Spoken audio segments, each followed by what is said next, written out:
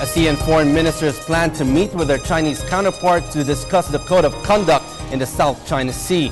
Foreign Affairs Secretary Albert de Rosario said this is in line with what was agreed upon during the just concluded 22nd ASEAN Summit in Brunei, Darussalam. Rocky Ignacio reports. The Philippines and ASEAN leaders are optimistic that China will abide by the international law on territorial dispute.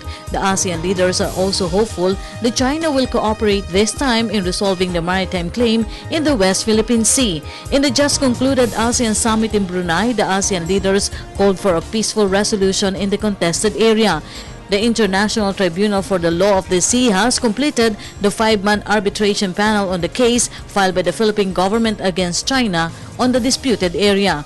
President Aquino pushed for a legally binding code of conduct of parties in the South China Sea during the ASEAN summit held last year. It's good for the Philippines, obviously, because it will serve to define what is ours. It will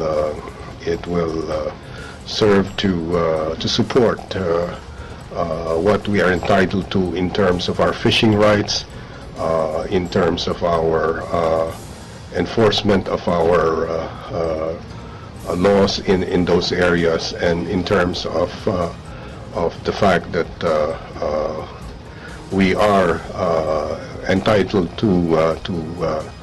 to these areas in accordance with the EEZs as provided by the UNCLOS to us. And lastly, he also emphasized the need for all countries to appreciate the benefits of this arbitration, because it does provide a resolution to the threats that's offered by or it removes the threat of or it supports the freedom of navigation. The Philippines maintains its position of a rules-based approach on the issue. Secretary de Rosario said that a military response is not an option despite China's attempt to establish a de facto occupation of the Scarborough Shoal. They're saying to China that we need to do this, we need to ensure that these instruments are being properly implemented and being discussed, so that we can ensure ourselves of the peace and security and stability which is necessary for the continued prosperity of the region. President Aquino was grateful on the progress when the leaders of ASEAN recognized the issue as a priority area for discussion. Foreign ministers of member states of the ASEAN will meet his counterpart in the second half of the year to come up with a working draft of the code of conduct. Thailand suggested that ASEAN foreign ministers meet first before going to Beijing for a solid manifestation on the issue.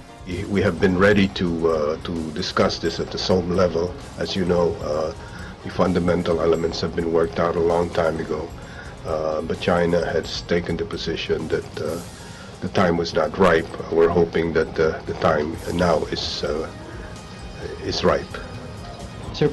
Meanwhile, Secretary de Rosario admitted that Sabah issue was not discussed in the summit.